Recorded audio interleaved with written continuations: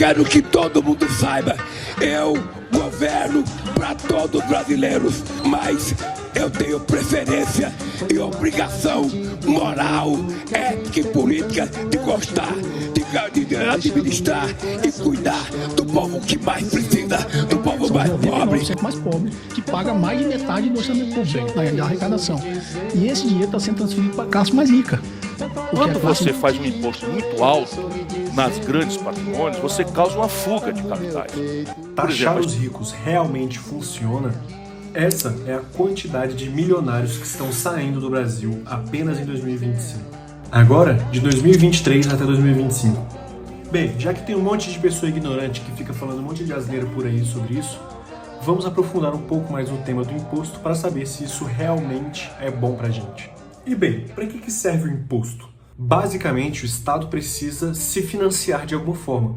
E a forma como ele encontrou foi taxando toda a população. Claro que é necessária. Eu sou um diabo necessário. A ideia do imposto vem desde a Grécia Antiga, lá do século VII a.C., onde os governantes usavam dos tributos que exigiam de seus cidadãos para construir uma das maiores civilizações do mundo antigo. Agora vamos dar uma olhada na criação do imposto de renda. Ele foi criado na Inglaterra em 1799 e foi usado para financiar a Inglaterra por conta das guerras napoleônicas. Então, o primeiro-ministro na época, William Pitt, criou este imposto temporário para conseguir se financiar. Já que a Inglaterra estava passando por grandes dificuldades, ele decidiu criar um imposto de 10% sobre a renda dos mais ricos. E o que a gente sabe é que o que era bom acaba e o que era temporário passa a ser obrigatório. À medida que os governantes se interessaram por esta arrecadação a mais, foram aumentando seu apetite, abrangindo esse tributo para a classe média e posteriormente para a classe mais pobre.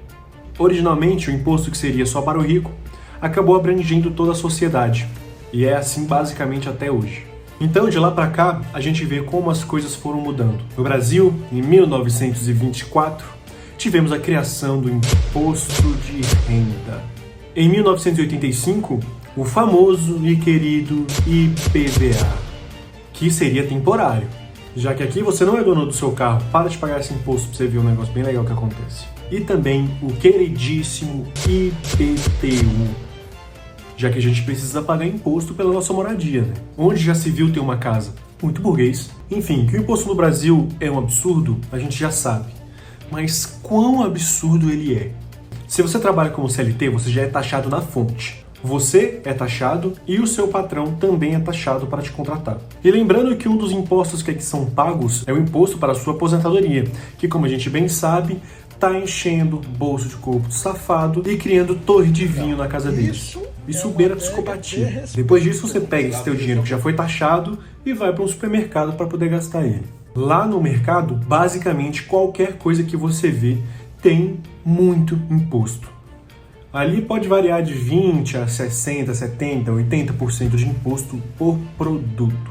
Basicamente, você compra um produto e dá outro para o governo, em forma de imposto. Imagina que maravilha, em média, você gastar cerca de 50% a menos na sua compra no mercado. Mas é claro, nem é só o imposto que o governo pede que vai estar incorporado no preço do produto. Já que no mercado tem vários trabalhadores e cada trabalhador o patrão tem que pagar um imposto. Além de várias outras coisas, isso tudo pesa no cálculo e deixa tudo mais caro. Agora pense o tanto de imposto que já foi cobrado para a produção de cada produto ali. Se foi importado, teve a taxação de importação. Ele basicamente pode ter comprado os insumos para fazer o produto e já pagando imposto ali. E depois, para produzir e vender para o mercado, outro imposto. Bem, o produtor ainda vai vender para o vendedor final, então ele também vai um pouco de imposto. Bem, eu posso ficar horas aqui falando sozinho para a parede o tanto que é ridículo essa situação que a gente vive no Brasil. Depois de todos esses impostos, você ainda tem que pagar o seu imposto de renda se você ganha um pouquinho a mais. Isso é tão ridículo que basta um político falar que vai aumentar a isenção do imposto de renda para 5 mil que ele ganha um mar de votos. Isso devia ser o mínimo de um político sério e que preza pela sociedade de verdade. Depois de sermos tão taxados, fica a pergunta: o que sobra para a gente?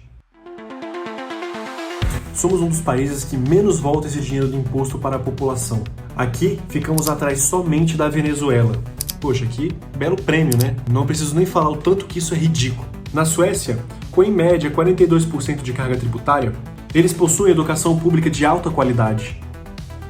saúde pública também de alta qualidade e moderna, e índices de homicídio baixíssimo. O que quer dizer que o imposto lá arrecadado volta para a população. Já no Brasil as coisas são um pouquinho diferentes. Escolas caindo aos pedaços. Mesmo com o investimento em 2024 de 110,9 bilhões de reais, me pergunto, cadê esse dinheiro todo? A saúde? Filas grandes e falta de remédios e insumos básicos, mesmo com previsões totais de gastos em saúde em 2024, sendo de 980,3 bilhões de reais, o que representa cerca de 10% do nosso PIB. Mas cadê? Cadê esse investimento todo voltando para a população? Segurança? Somando o orçamento de Ministério de Justiça e Segurança Pública, mais o gasto dos estados brasileiros e dos municípios, somam aproximadamente 180 bilhões de reais. Pois é, e como anda a segurança da ilha de Veracruz? O Brasil está em 14º lugar no ranking de países com as maiores taxas de homicídio por 100 mil habitantes. Em 2024 tivemos uma taxa de 21,1, quase 45 mil pessoas assassinadas. Entre 2020 e 2021, o Brasil está liderando o ranking de homicídios absolutos, ficando na frente da Nigéria, em segundo, com 44.200, seguindo da Índia em terceiro, com 41.330, México em quarto, com 35.700, em quinto, África do Sul, com 24.864, e em sexto lugar, os Estados Unidos, com 22.941.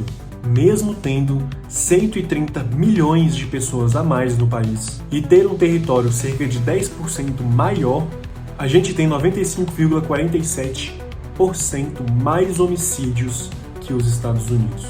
E eu me pergunto, cadê o dinheiro da segurança? Posso ficar aqui horas novamente discutindo sozinho como que isso é irracional e ilógico. Mas a questão principal é que o problema não é a falta de dinheiro. O ministro da Fazenda, Fernando Haddad, anunciou um pacote para tentar equilibrar as contas públicas em 2023. Da razoabilidade, sobretudo à luz da qualidade dos processos que estão no caso. O que nós estamos fazendo aqui?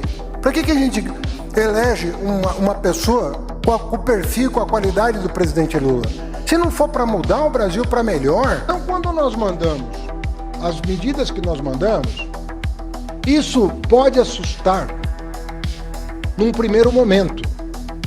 Tem alguma coisa errada com o Brasil. Tem alguma coisa muito errada com esse país. A questão é que o governo não está fazendo isso para taxar os ricos e dar aos pobres. Ele está fazendo isso porque ele se enfiou um buraco gigante e não está mais conseguindo sair com a arrecadação que tem.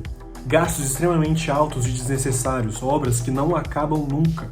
A questão é que eles falam que vão fazer justiça social e para muita gente isso é suficiente. A pessoa não fiscaliza se o político está fazendo isso ou não, o político passa 1 ou 2 projetinhos ali que vão ao lado dessas pessoas que ficaram a favor dele e pronto, todo mundo vota nele para sempre. Porque, pelo amor de Deus, você acha que o governo tendo alguns milhões a mais na conta ou alguns poucos bilhões a mais na conta acabaria com a pobreza no Brasil? Por que não acabou até agora? Você acha que a vida do pobre vai melhorar por causa disso? Irmão, a gente está hoje dentro de um país que arrecada trilhões todos os anos e mesmo assim tem mais de 80 milhões de pessoas sem água no Brasil. Sem água. Nosso estado é fraco, impotente e omisso. Mas vem alguém do PT do Nordeste, inaugura uma torneira e recebe aplausos. Do Rio Grande do Norte, entre aspas, esteja entregue. 5, 4, 3, 2, 1. Esteja entregue! Abraça aí também! Solta a música! Parece que a gente está algumas eras atrás do resto do mundo desenvolvido. A questão principal aqui é que é uma mentira que eles vão taxar os ricos para benefício dos pobres. Por que eles não estão sendo ajudados agora? Porque, me desculpe, dar o Bolsa Família para uma pessoa não vai mudar estruturalmente a estrutura da pobreza instaurada no Brasil. A questão real é que o Brasil está falindo. Em 2027, os gastos fixos irão cobrir todo o orçamento do governo, não tendo mais dinheiro para gastos discricionários. Isso quer dizer, sabe o quê? Que a gente não vai mais ter R$1 para investir em nada no Brasil. E todo o dinheiro a gente vai ter que pagar coisas como aluguéis, funcionários, pensões, aposentados, dívida de juros, dentre outros. Inclusive, falar que vai taxar o IOF porque é um imposto de rico, o imposto do que mora na cobertura, é uma falácia e superficial. Já que além de não ser um imposto que ataca só o rico, o Haddad ainda falou que vai usar isto como arrecadação. E isso não pode ser feito. O IOF não é um imposto para arrecadação, ele é um imposto regulatório. E o Haddad falou que quer usar ele para arrecadar. Então, esse tipo de argumento não cabe na discussão, porque essas taxações não têm como princípio ajudar o pobre. Se querem tanto assim ajudar o pobre, por que anular uma multa bilionária da JBS? Hein? E ninguém tá falando nada. Isso daqui é muito estranho. Então você quer realmente que o Lula ajude o pobre? Então a gente tem que pedir para ele com um pouquinho mais de calma nos gastos do governo. Porque enquanto tem um monte de gente passando fome no Brasil, a Janja já gastou mais de 100 milhões de reais de dinheiro público. Esses dias o Lula e a Janja ficaram no hotel e tiveram um gasto milionário para passar o fim de semana no hotel. Até parece que eles são donos do império riquíssimo. Enquanto a gente tem os piores índices de homicídio do planeta, a Lula e o Janja estão esbanjando seu dinheiro com hospedagem milionária pela Europa. Olha, primeiro que a minha mulher não é clandestina. Ela não faz viagem apócrifa. Ela faz viagem porque ela foi convidada para fazer uma viagem e não foi pouca coisa.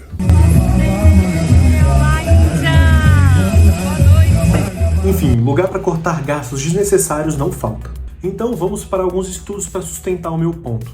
Bem, eu tenho esse daqui de Abezina e Ardagna, alguma coisa assim, de 2010. Large Changes in Fiscal Policy, Taxes versus Spending. Este é um estudo que analisa cenários de consolidação fiscal da OCDE de 1970 a 2007. E ele conclui que ajustes baseados em cortes de gastos são mais sustentáveis e menos recessivos do que o aumento de tributo. Agora o segundo, Alberto Alesina et al. Austerity, When It Works and When It Doesn't.